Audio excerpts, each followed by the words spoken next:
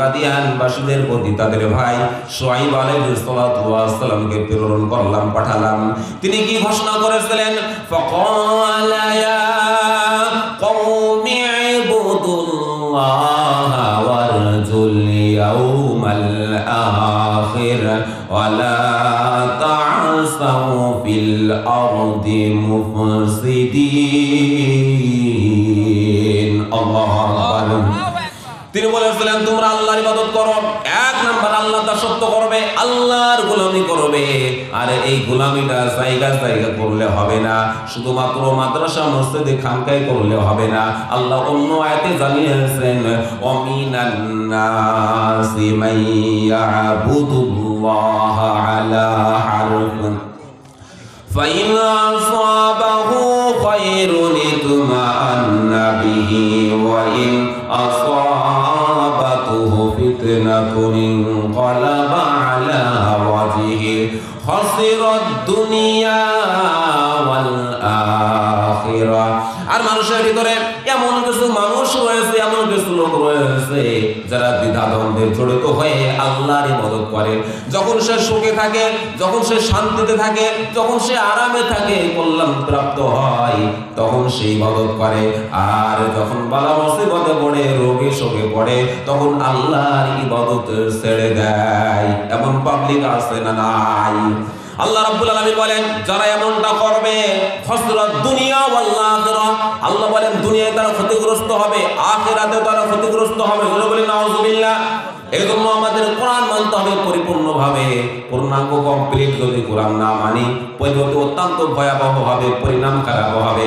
আল্লাহ রাব্বুল আলামিন সতর্ক সাবধান করে, হুঁশিয়ার করে সূরা বাকারার 85 নম্বর আয়াতে 1 নম্বর পারার 12 নম্বর পৃষ্ঠায় ক্লিয়ার করে জানিয়ে দিলেন আফাতুমিনুনা বিবাদিল কিতাব ওয়া তাকফুরুনা বিবাদ ফামা জাযাউ মান ইয়াফআলু যালিকা মিনকুম ইল্লা খিzyun ফিল হায়াতিদ দুনিয়া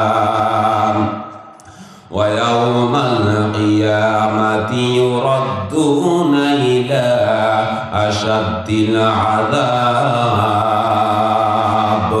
আল্লাহ রাব্বুল আলামিন বলেন আর কোরআনের কিছু আয়াত যারা মানবে আর কিছু আয়াত মানবে না, সুবিধাগুলা মানবে, অসুবিধাগুলা মানবে না, সহজগুলা মানবে, কঠিনগুলা মানবে না, বেঁচতে বেঁচতে কোরআন মানবে, যেগুলা মানলে আমার কোনো ক্ষতি হবে না, সমাজের মানুষ ঠাট্টা বিদ্রুপ করবে না, উপহাস করবে না, যেগুলা মানলে আমার বিরুদ্ধে কোনো মামলা হবে না, যেগুলা মানলে আমার নেতৃত্ব কর্তৃত্ব ঠিক থাকবে, এমন বেঁচতে বেঁচতে যদি কোরআন মানে, আল্লাহ বলেন দুনিয়ায় তাদেরকে আমি লাঞ্ছিত, অবদস্ত, বেইজ্জত করে ছেড়ে দেব। আর পরকালে তাদেরকে ধাক্কা দিয়ে জাহান্নামের ভিতরে নিক্ষেপ করব। জোরে বলে নাউযুবিল্লাহ। তাহলে কোরআন মানতে হবে পূর্ণাঙ্গ ভাবে, কমপ্লিট ভাবে না অর্ধেক। Islam is the complete code of life. ইসলামের ভিতরে পূর্ণাঙ্গ ভাবে দাখিল হতে হবে। দেখেন অতীতে বাদ দিলাম নমরুদ, ফিরাউন, হামান, কারুন, আবু জাহেল, আবু লাহাব, উতবা, শাইবা, ওয়ালিদ ইবনে মুগিরা, তারা তো নাস্তানাবুদ হয়েছে, দুনিয়ায় বেইজ্জত হয়েছে। বাস্তবে এখনো বর্তমানেও হচ্ছে, ভবিষ্যতেও হবে। যারা কোরআনের কিছু আয়াত মানে আর কিছু আয়াত মানে না। দেখেন না কত বড় দাড়ি, কি দরবেশ সালমান এফ রহমান, আইনমন্ত্রী আনিসুল হক, সে কত দান সৎকা করত। বিচারপতি, সাবেক বিচারপতি মানিক, তার কত সম্পদ, কত পাওয়ার, কত দাপট। সকালবেলা বিচারপতি, সন্ধ্যাবেলা সব শেষ।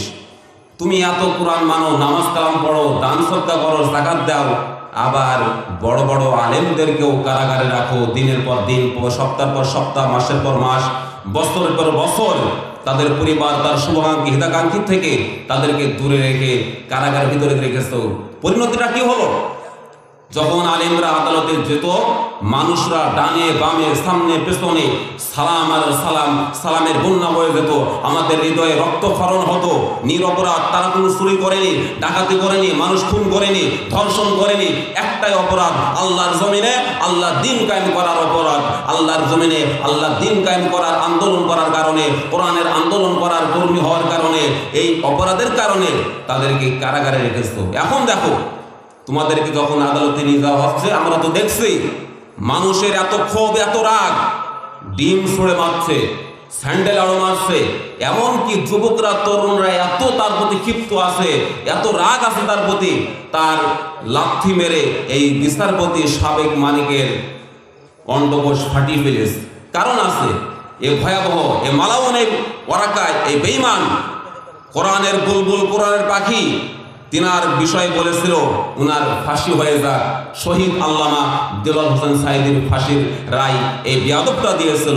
আর বড় বড় যত বিচারপতি আছে, এসকে সিনহা বলেন, প্রত্যেকটা বিচারক, প্রত্যেকটা জজ বলেছিল না, ওর তেমন কোনো অপরাধ করেনি, ওই আলেমের তো তেমন অপরাধ নাই, ফাঁসি দেওয়ার যোগ্য তিনি না, ফাঁসি তাকে দিতে হবে না।